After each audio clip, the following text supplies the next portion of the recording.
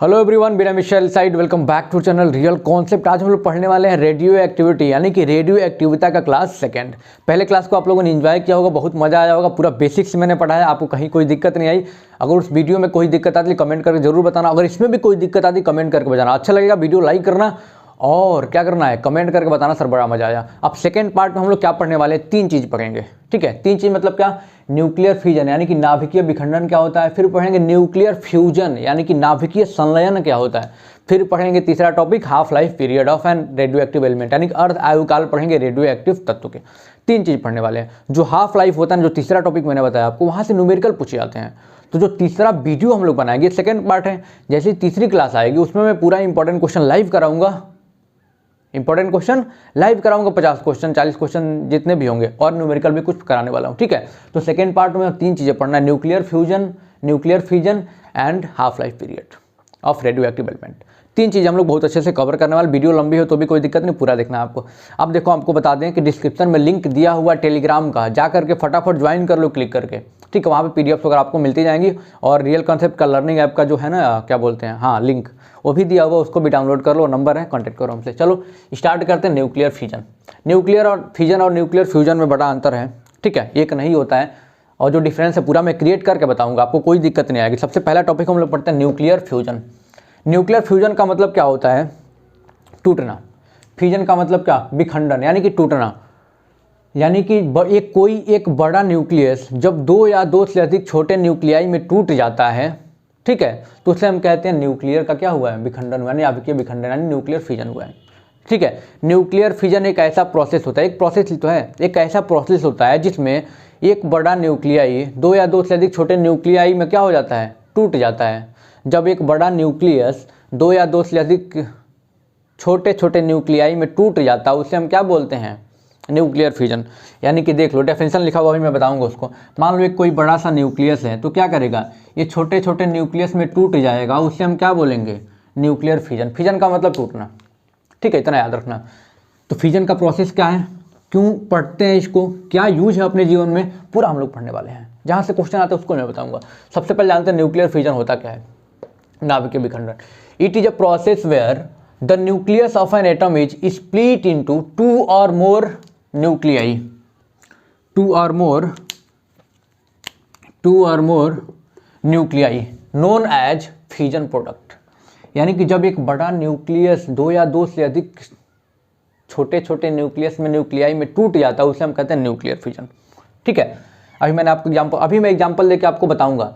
जो ये होता है ना, ये एक एक्सोथर्मिक रिएक्शन होता है। कैसा होता है, ये एक एक्सोथर्मिक रिएक्शन होता है। यानी कि क्या होता है, ये एक्सोथर्मिक रिएक्शन। एक्सोथर्मिक और एंडोथर्मिक पता है। एक्सोथर्मिक का मतलब क्या होता है, जो प्रोडक्ट के साथ बहुत ज़्यादा एनर्जी रिलीज करे। एक होता है एंडोथर्मिक, कि रिएक्शन को कंप्लीट कराने के लिए हमें एनर्जी देना पड़ता है, तब रिएक्शन कंप्लीट होता है। एक होता है एक्सोथर्मिक। एक्सोथर्मिक मतलब कि एक्सो मतलब क्या, एग्जिट। एक्सो मतलब क्या, आउट एग्जिट, और थर्मिक मतलब हीट। यानी कि एक प्रकार का बहुत ज़्यादा हीट रिलीज होता है, यानी प्रोडक्ट के साथ क्या होता है, बहुत ज़्यादा एनर्जी रिलीज होता है। इसका यूज भी बहुत ज़्यादा हम लोग के जीवन में होता है, अभी मैं बताऊंगा आपको। यानी क्या समझ में आ रहा है कि जो न्यूक्लियर फिजन होता है एक प्रकार का एक्सोथर्मिक प्रोसेस होता है। यानी कि ये हीट, या फिर हम कह सकते हैं, छोड़ो, हम आराम से कह सकते हैं एनर्जी बहुत ज़्यादा रिलीज होती है जब ये प्रोसेस होता है। तो यानी कि जब न्यूक्लियर फिजन का प्रोसेस होता है बहुत ज़्यादा एनर्जी यूज मतलब निकलती है वहाँ से, और उसी एनर्जी का हम लोग यूज कर लेते हैं। सोचो, उसी एनर्जी का हम लोग यूज कर लेते हैं पावर प्लांट्स में, पता नहीं कहाँ कहाँ, इलेक्ट्रिसिटी बनाने में, हर जगह करते हैं, इसका यूज हम लोग कर लेते हैं। उसका यूज भी मैं आपको बताऊँगा। यानी क्या समझ में आ रहा है, न्यूक्लियर फिजन का मतलब जब एक बड़ा न्यूक्लियस दो या दो से अधिक छोटे छोटे न्यूक्लियाई में टूट जाता है और उससे बहुत ज़्यादा एनर्जी रिलीज होती है, तो उसे हम क्या बोलते हैं, न्यूक्लियर फिजन बोलते हैं। फिजन मतलब क्या, टूटना। और फ्यूजन मतलब क्या होता है, आगे बताऊंगा आपको। जब दो या दो से अधिक छोटे छोटे न्यूक्लियाई मिल करके बड़ा न्यूक्लियाई बनाते हैं, ठीक है, तो उसे हम क्या बोलेंगे, फ्यूजन। फ्यूजन मतलब छोट छोट मिलकर बड़का बन जाए, ठीक है, और फिजन का मतलब बड़का टूट टूट के छोटा छोटा हो जाए। समझ रहे हो ना, हाँ चलो ठीक है। अब मैं आपको बताऊंगा, बहुत इंटरेस्टिंग चीज़ बताऊंगा, फैक्ट। जो 1 kg यूरेनियम, समझने की कोशिश करना। यूरेनियम क्या है, एक रेडियो एक्टिव सब्सटेंस है, एलिमेंट है। 1 kg यूरेनियम जितना एनर्जी रिलीज करेगा, यानी कि 1 kg यूरेनियम जितना एनर्जी रिलीज करेगा, इतनी एनर्जी रिलीज करने के लिए पता है हमें क्या करना पड़ेगा, 4 बिलियन केजी का कोयला, यानी कि 4 बिलियन केजी कोल, उतना एनर्जी प्रोड्यूस करवाना था हमें, 4 बिलियन केजी कोल चाहिए। 1 बिलियन में पता है 100 करोड़ होता है, कितना होता है अब देख लो, 1 बिलियन मतलब 100 करोड़।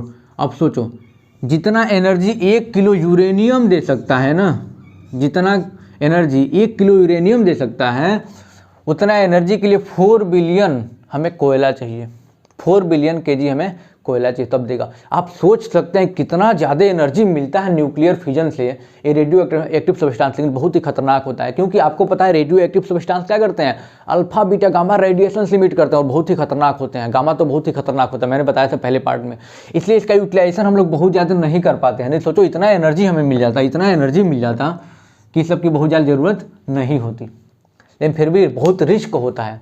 ठीक है, अभी इसके बारे में हम लोग बातचीत करेंगे तो आपको समझ में आ रहा है न्यूक्लियर फिजन से क्या होता है, एनर्जी रिलीज होती है और कितना खतरनाक एनर्जी होती है। हम लोग एग्जाम्पल पे बात करते हैं, किस पे बात करते हैं, एग्जाम्पल पे। ये प्रोसेस होता कैसे है सर, ये फिजन यानी टूटता कैसे है, ये कोई भी न्यूक्लियस, कोई भी रेडियो एक्टिव सब्सटेंस का न्यूक्लियस टूटता कैसे, ये कोई स्पॉन्टेनियस प्रोसेस नहीं होता है, यानी कि अपने आप से नहीं होता है, इसमें कुछ हमें कुरफाती करना पड़ता है। क्या करना पड़ता है, मान लो हमारे पास यूरेनियम है, बहुत अच्छे से समझने की कोशिश करना, 92 235 एक यूरेनियम का आइसोटोप्स है। ठीक है, तो ऐसा नहीं अपने आप से ये क्या कर रहा है, इसका फ्यूजन हो रहा है, इसमें कुछ ना कुछ हमें करना पड़ेगा। करना पड़ेगा मतलब क्या, जब इसमें एक न्यूट्रॉन डाल देते हैं, क्या करते हैं, एक न्यूट्रॉन, यानी कि जिसका चार्ज क्या हो, 0 हो, मास 1 हो, यानी कि जब इसे फ्यूजन करवाना है तो हमें क्या करना पड़ेगा, एक न्यूट्रॉन को डालना पड़ेगा इसमें। जैसे ही हम एक न्यूट्रॉन डालेंगे तो ये क्या करेगा, ये टूटना शुरू करेगा। यार भाई कोई चीज़ बैग में, मान लो बैग पहले से फुल पैक है, उसमें कुछ और चीज़ डालेंगे तो बैग फटेगा ना, बैग टूटेगा। तो ये क्या करता है, ये जैसे न्यूट्रॉन डालते हैं तो ये टूटना स्टार्ट करता है। क्या करता है, टूटना स्टार्ट करता है। और ऐसे अब देखो ये टूटेगा तो पता है क्या हो जाएगा, अच्छा टूटेगा नहीं, पहले देखो ये क्या हो जाएगा, सबसे पहले ये बन जाएगा 92, चार्ज में कोई बढ़ोतरी नहीं एटॉमिक नंबर में, और यूरेनियम में कितना हो जाएगा, 235 और 1 236, कितना हो जाएगा, 236 हो जाएगा। यानी कि एक न्यूट्रॉन हमने इसमें बढ़ा दिया। अब क्या होगा, अब ये टूटेगा, क्योंकि एक न्यूट्रॉन हमने बढ़ा दिया, चार्ज 0 और मास 1, तब ये टूटेगा। अब ये जो है ना, ये वाला पार्ट अब टूटेगा, और टूट करके एक्सपेरिमेंट में पाया गया क्रिप्टॉन 36 94, क्या बना, 36 और 94 का एक क्रिप्टॉन बना और एक बेरियम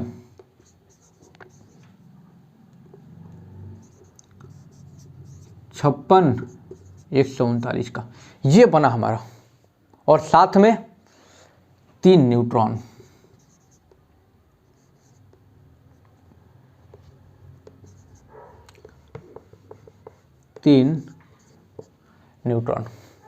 और कहीं ना कहीं एनर्जी तो निकलेगी ही निकलेगी। क्यों निकलेगी अभी हम बताएंगे। ये चीज़ आप काउंट कर सकते हैं, सब बराबर होगा, सब क्या होगा, ये बराबर होगा। यानी कि आपने देखा कि ये कोई हमारा यूरेनियम एलिमेंट है, ठीक है, तो ये अपने आप से नहीं टूटेगा। हमने एक न्यूट्रॉन को इसमें डाला तो क्या हुआ, देखो 92 236 35 था, एक इसमें ऐड हो गया 236 हो गया। अब ये स्प्लिट करेगा, अब ये क्या करेगा, स्प्लिट करके क्रिप्टॉन में ये और बेरियम में ये बनाएगा 3 न्यूट्रॉन, और साथ में एनर्जी रिलीज होगी। आप एग्जाम्पल इसको चाहे तो याद कर सकते हो। आए समझ में, देखो एक यूरेनियम किसमें टूटा, 2 में टूट गया, इसमें और इसमें टूट गया। यानी कौन सा ये प्रोसेस है, आपके एग्जाम में दे देगा, पूछेगा कौन सा ये प्रोसेस है, तो आप बताएंगे कौन सा प्रोसेस है, ये हमारा न्यूक्लियर फिजन, फिजन मतलब टूटना। आए समझ में, आए समझ में, हाँ।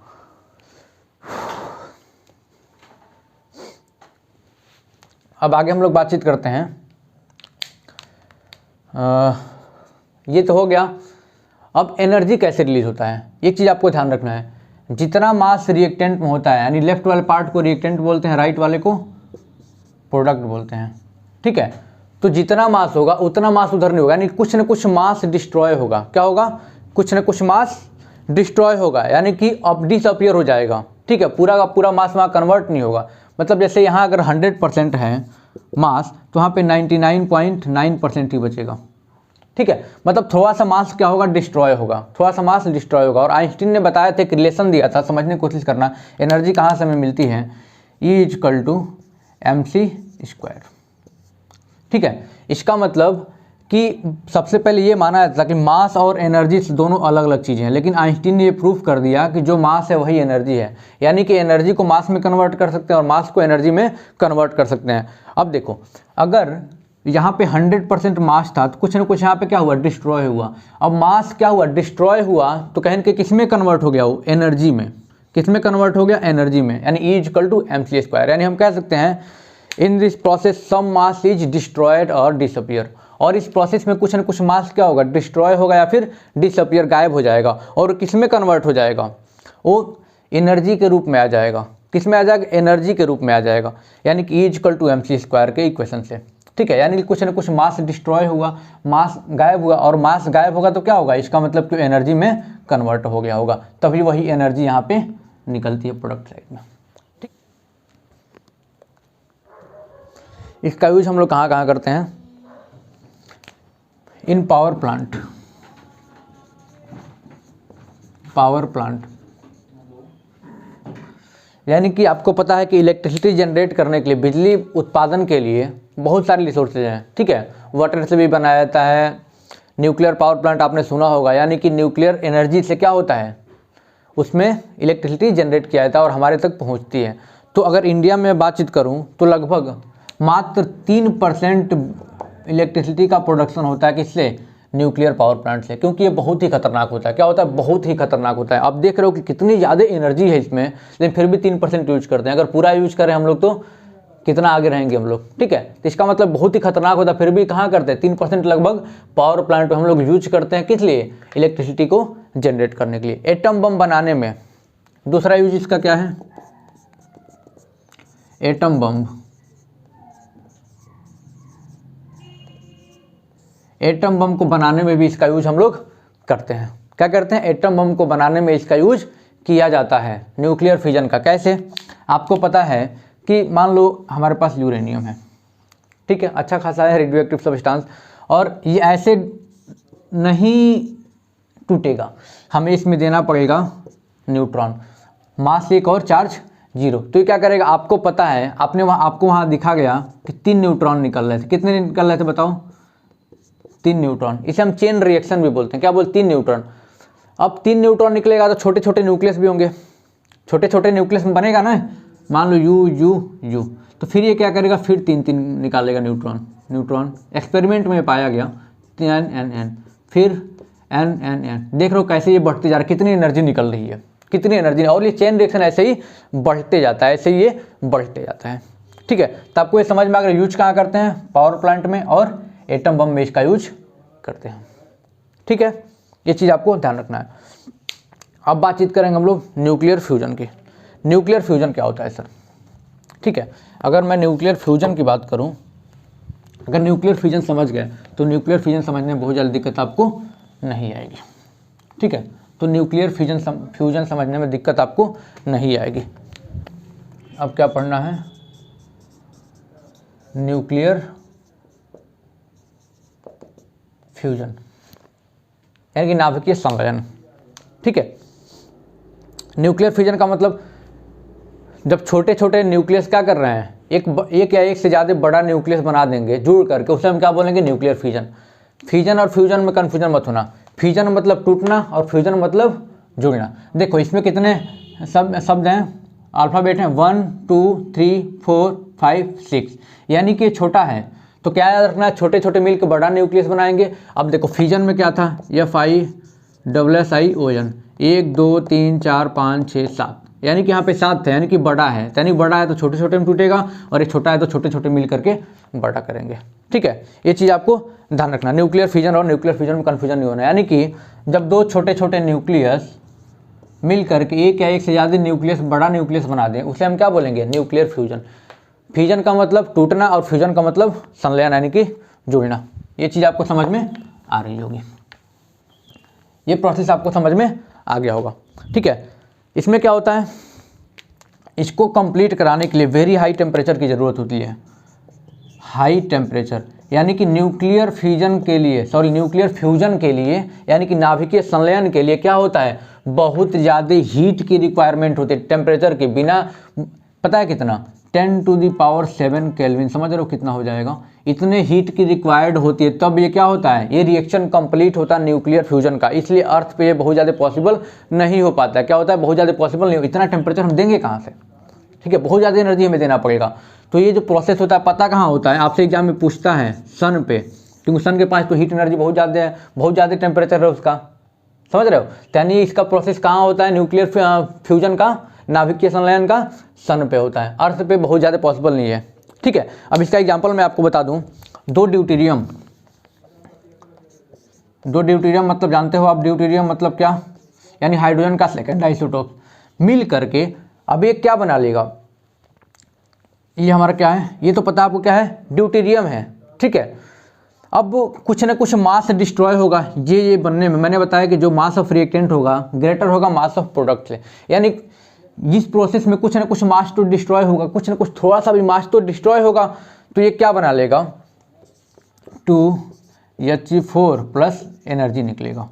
एनर्जी कहाँ से निकली, क्योंकि थोड़ा सा भी अगर मास यहाँ से डिस्ट्रॉय हो रहा है, यानी कि मास डिस्ट्रॉय या फिर डिसअपियर हो रहा है, तो वही मास किस में कन्वर्ट हो जाता है, E=mc², एनर्जी में कन्वर्ट हो जाता है, वही एनर्जी यहाँ से रिलीज होती है। और एनर्जी बहुत हाई होती है, क्या होती है, जो फ्यूजन की एनर्जी होती है ना, बहुत ज़्यादा हाई होती है फ्यूजन से। यानी कि आप देख रहे थे कि इतना खतरनाक एनर्जी फ्यूजन से निकल रहा था, तो फ्यूजन उससे भी खतरनाक है, क्या है, उससे भी खतरनाक। हम इसको और एक तरीके से लिख सकते हैं, क्या, 2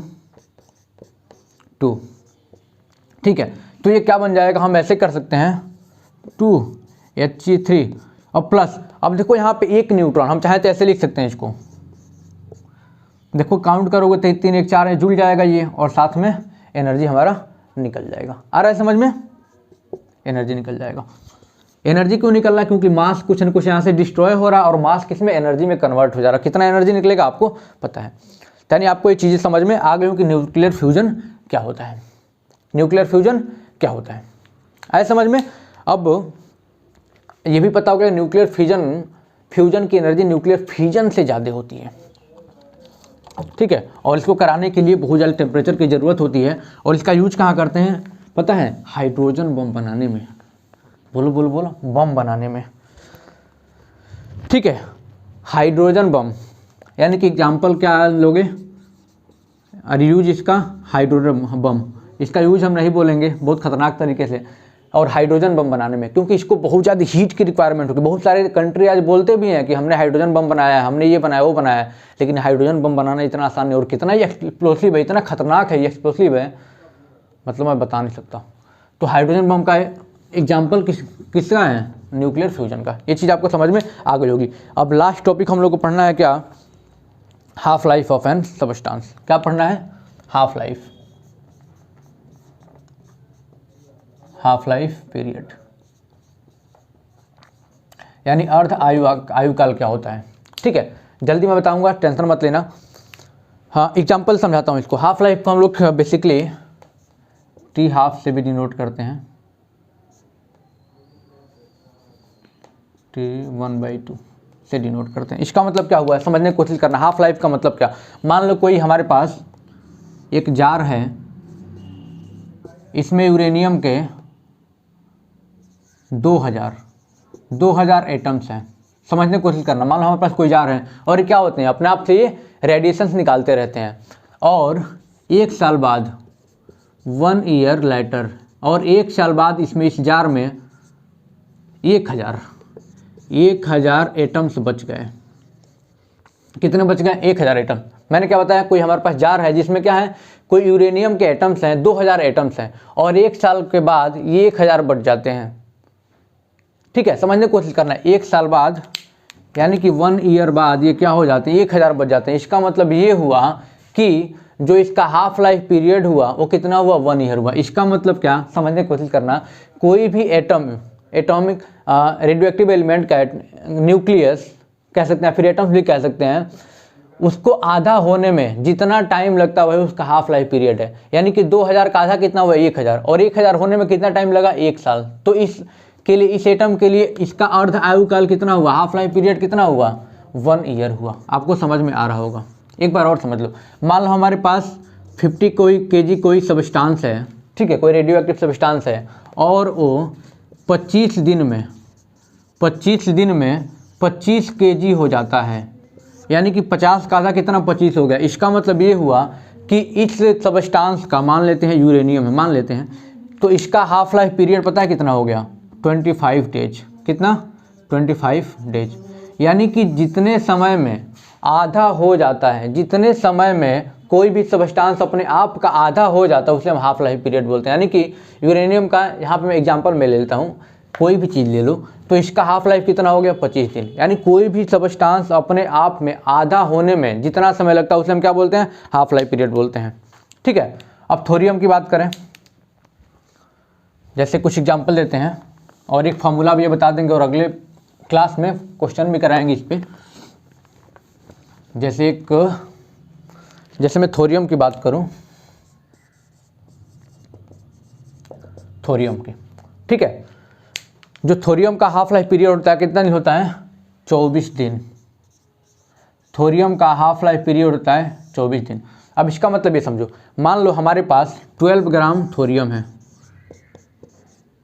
कितना है? 12 ग्राम थोरियम है, और इसका हाफ लाइफ कितना है? 24 दिन। यानी कि 24 दिन में, 24 दिन बाद ये कितना बचेगा? आधा हो जाएगा, यानी 6 ग्राम। अब 6 ग्राम, अब 24 दिन में, फिर अगले 24 दिन में कितना हो जाएगा?